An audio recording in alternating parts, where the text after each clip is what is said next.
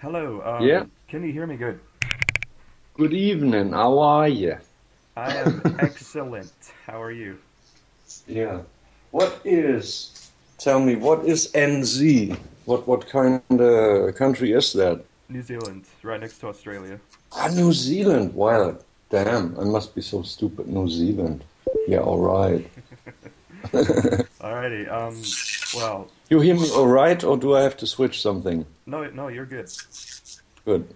Well, I must say this is quite an honor. How are you doing? Yeah. Have we had the pleasure before? No? No. Okay. Just asking. No, no, first time. You doing okay? Hmm. Yeah, I just had like a BK double cheeseburger with double cheese that I got myself 2 days ago, and I put it into the fridge, and I found a nice way of microwaving it so it comes out good. And that's what I just had. That's been kind of my breakfast. I haven't eaten yet. You're not being very nice to me. Oh, you may as well chew away while we're doing the interview if needed. No, I can wait. Look, getting down to business. If I'm not mistaken, Halloween's last show was July last year. I imagine you I wouldn't spent. know. Sorry? I wouldn't know. I'm very bad at remembering dates and stuff. Okay. Well, I imagine you spent the time in between then and now recording the new album. You actually caught a break. Well, I mean, I all I do remember is that for the first time since a long time, I could come up with ideas and collect stuff and edit the demos and everything at a time where it wasn't that freaking cold. No. Like all the other years before, it seemed to have been in a part of a year that, yeah, it didn't become me well, because like I had to dress warm and put heaters on and stuff, and I really hate that. And I don't know, whatever way it was, suddenly there was kind of a nicer weather, or maybe that's because I had some floor heater installed here. I don't know how you call that, like some kind of grid that's under the carpet, and so maybe that already helped a lot. I don't know. Alrighty. Look, my God-Given Right will mark the 30th year since the release of the band's first piece of material. You guys must feel on top of the world right now. Yeah, kinda, but particularly because of the more than positive reviews. And the other thing is that, like, we know a share of critical people and cynical people and whatever, and now we've done that many interviews as, like, Darius and me just were off on some promo tours through Europe, like a few main towns, where we had like 12 to 20 interviews every day. And you may assume that that's been a great occasion, for like cynical guys to say something negative about the record, but that sure didn't take place, on the contrary. And so, as you said, top of the world, kindly, yeah. The only thing is missing is like a musical world domination and record sales of 7 million. Wow. Okay. Oh boy. Um, could you Or explain maybe the... 20. Sorry? Maybe 20. 20 what? Go 20 on. what? 20 million sales or whatever. Oh yeah. Here's hoping. Just Look, to make up for, the thing is that, I did my own countings some time back and spoke to a representative of Noise Records afterwards, some long time ago, maybe 10 years ago. And I said, what do you reckon, would I be right if I came up with a number of like 48 million marks, that Noise Records maybe did with our records, the Pink Bubbles included? And from what she knew, she said, yeah, you may very well be right. That kind of accounts up to what I know, she said. And yeah, there you go. alright. So, otherwise I'm not really fit for all that crap fame that we had before, and I'm having a brilliant life, I can also do without all that fame. But if that goes with like proper sales and income, that'd be a nice thing. Of course. That's what everyone wants, right? Look, could you explain the recording process for the new album? I heard the last one involved rather problematic recording over Skype calls. Say again? Could you explain the recording process for the new album? I heard the last one involved some problems regarding Skype calls. Like the band was trying to record over Skype or something. No, not really. What there was, we had a group meeting on Skype for the last record, where we were trying to sort out like what tracks are being selected for the album. Okay. And during that Skype chat, there were many dropouts and lots of delays and whatever, and we had our fun with that. All right. That's been the thing. We've been doing the selection of the tracks the same way last time, and there were no problems.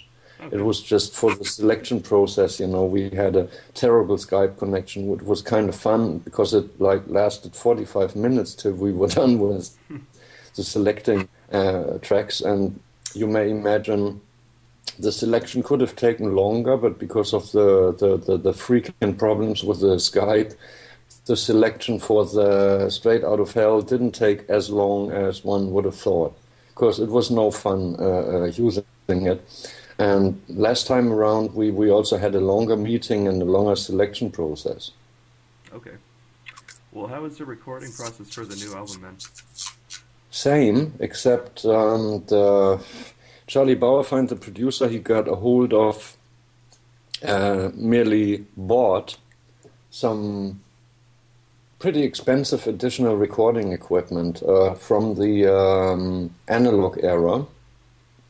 And he got either the originals or replicas of these things that were used during recordings, because he wanted to take a more 80s approach towards the production this time around, and that meant equalizers, limiters, what have you, compressors, and digital analog and analog digital transformers, which cost their share of money. And so he invested kind of like, from what I heard, the value of like 3 Mercedes-Benz just for these devices. Yeah, because he's a gadget fan and he can afford it as a producer, obviously.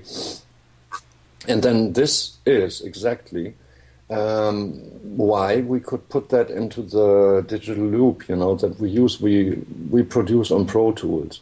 But there's so many things you can do, and these sound generators actually got recorded in the digital process, where they make their sound and they have their character, and you can sure capture that. And that's what we did. And this is why the album is so expensive and rich sounding. I like it so much I can only compare it to the Keeper One sound-wise. Okay. Yeah.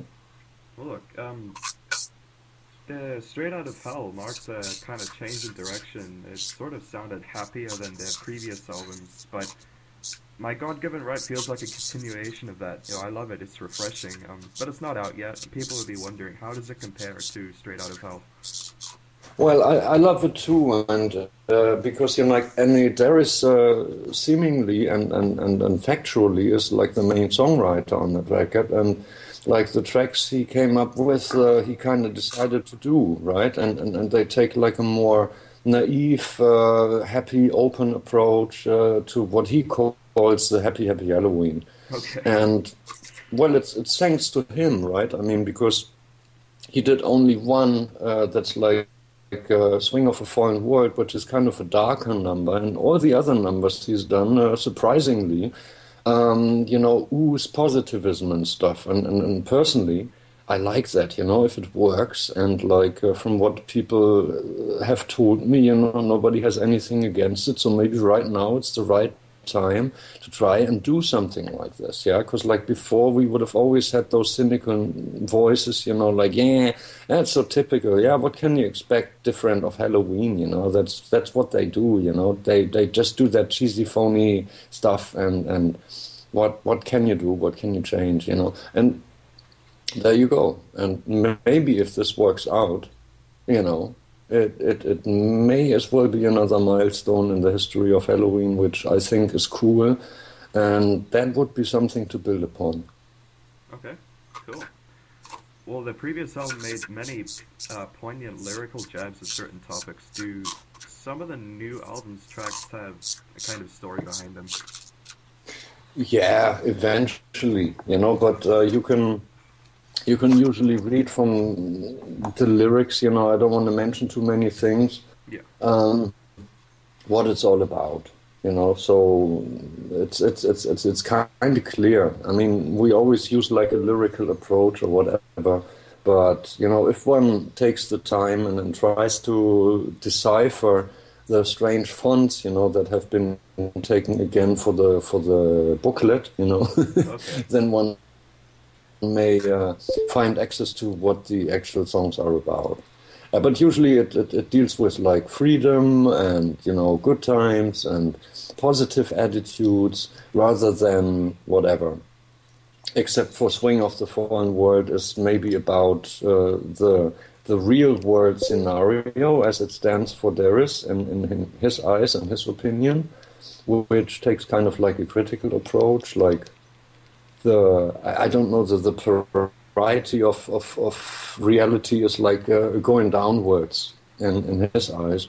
Right. Then I've done that clause, which is more or less about ripping prey apart, but which can also be seen in a sexual consent, and which isn't that much of a positive song. And then we have You Still of War, which deals with war and like there's an intelligence after a possible war that kind of destroyed everything, and the intelligent bomb is still remaining, saying things.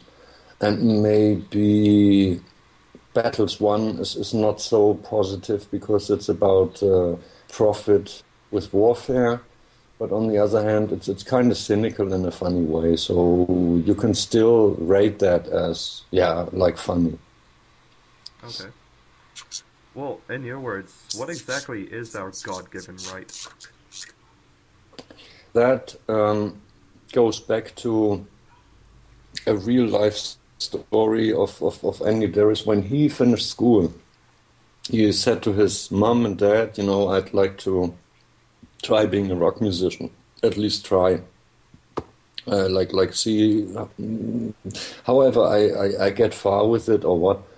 And the mom said, no, you better study something and get a proper job and make money. And the dad said, you're my only son. And, you make me happy if you're happy.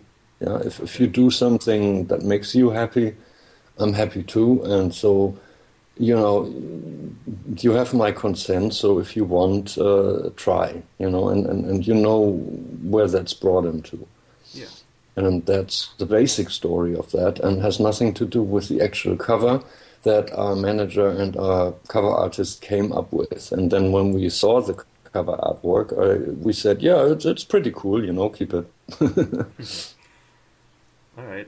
Actually, in a previous interview with the artist, he mentioned the pumpkins on the cover were sort of taking over the world. How does that tie into the new album? Well, I wouldn't know. Okay. Actually, I think it's kind of a limited thing, if the whole world was ruled by some kind of pumpkin, whatever it does, what are pumpkins interested in, if they had soul and a say in things, would that be a good thing or would that be a bad thing? Like, would it be out for seeds or superseding things, or would it be succeedingly different? I don't know, Okay. All right. Well, the new album was recorded in Andy's own studio in Tenerife. Did recording an album at a band's vocalist's own studio come with any particular advantages? Yep, because it doesn't cost us as much as if we rented a studio of someone else, even if that someone else were close friends, and he dressed down naked, in order to give us a studio for less money. That sure has its advantages, but on the other hand, when he had that studio constructed, he actually took a hold of some specialists from England who had templates for professional studios, and they had construction plans, and they tried to fit the Abbey Road 1 into what was there. He said, is there enough space or whatever? And they said, yeah, actually, I mean, from what we see here, you could put it in there, you just scale it down a little bit, and then it would fit, and then they built the recording room and all the stuff around it.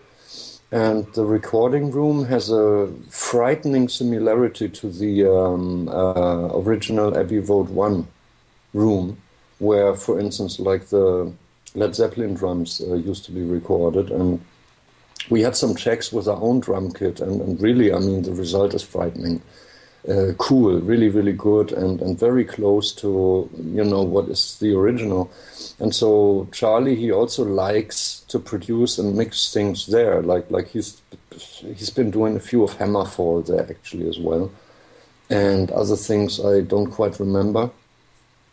But he says what's taking place there in the control room he can rely on, because like there's a very good sound if he goes there with his like monitoring equipment and everything. He got used to the surroundings and everything, and he says that's something he can work and deal with. And so these are real cool advantages, because that way he can not only do the mix, he can also do the mastering and everything.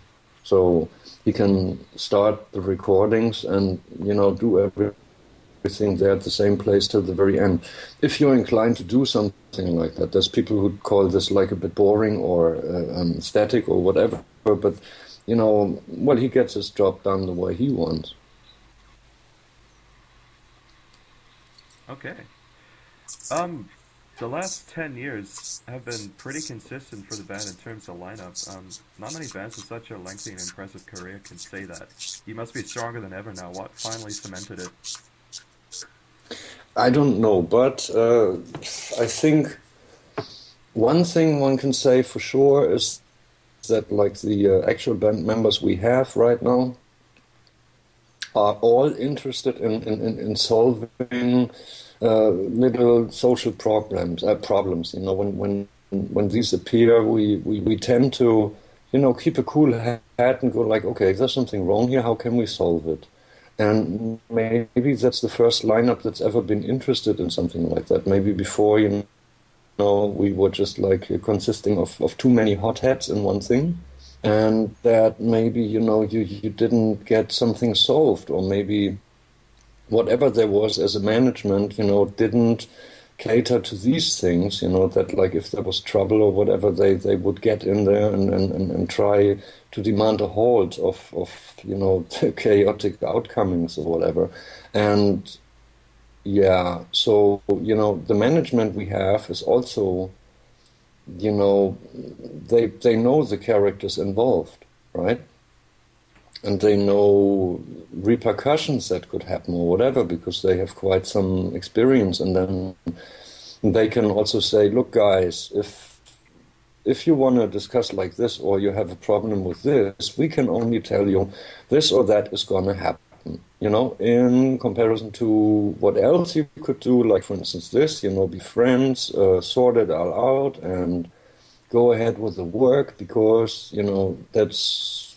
that's a good solution, and whatever, just try. Okay. And somehow we had these 11 years of solving things and getting things done somehow, eventually. And yes, we feel proud of it, and I hope everyone here feels kind of comfortable in the environment that's there, really. Very good. Well, the new album comes out at the end of May, and your first show this year will be early June, I think. Now, yep. What tracks did you be most excited to debut?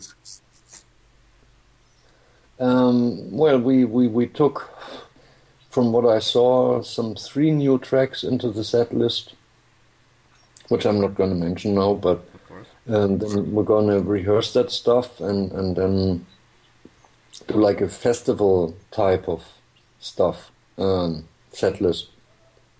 And so that's going to be accessible stuff and hit material and whatever, and probably the more commercial accessible tracks of the new record. And we're going to do 20 festivals that way, and then after the Loud Park Festival in Japan, we're going to go the 10 hours flight time only to Australia to play a few shows there, 5 shows in fact.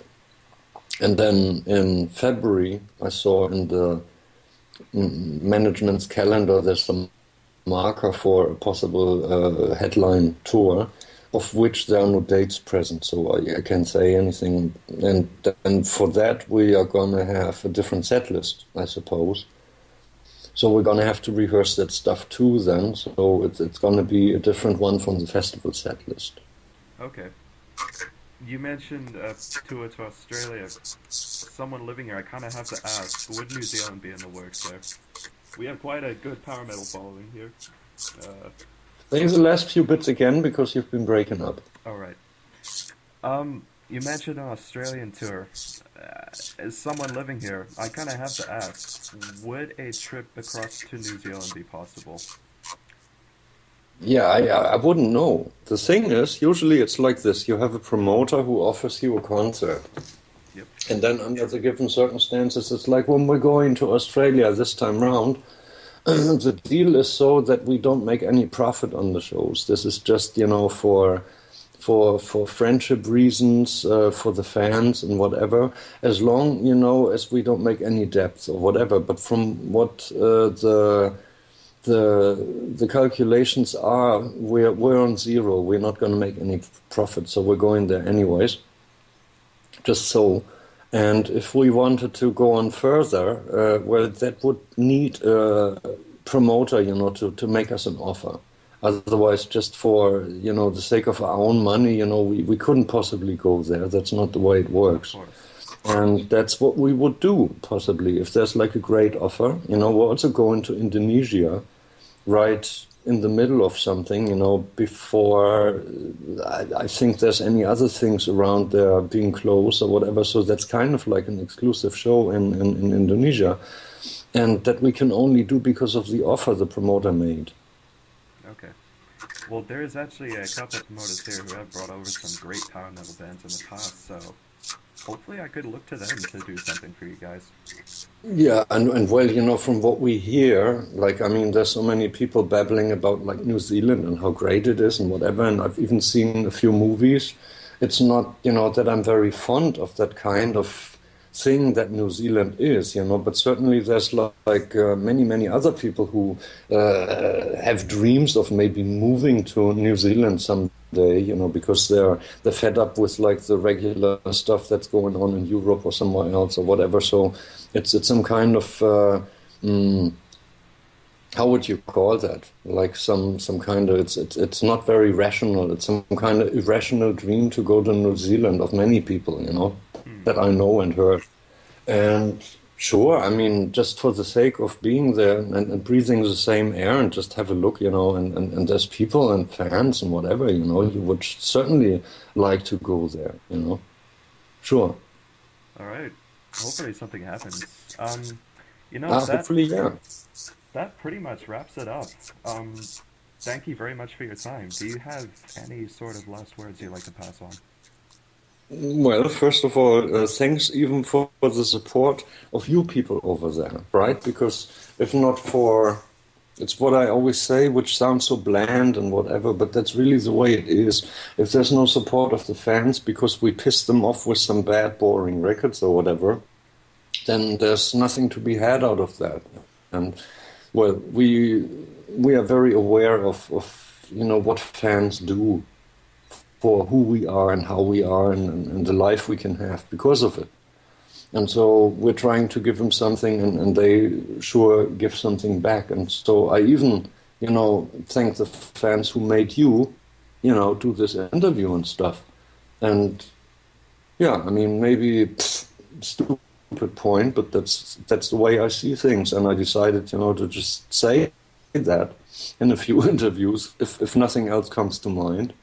And I'd say, stay heavy, have a good time, enjoy yourself, be yourself, and let's hope for the best in general. All right. Well, thank you very much for your time. Good luck. Good night, good morning, or what you have. It is morning, yeah. All right. Okay, I'm having 10:15 here, London time. Okay. Evening, night, good morning. Bye.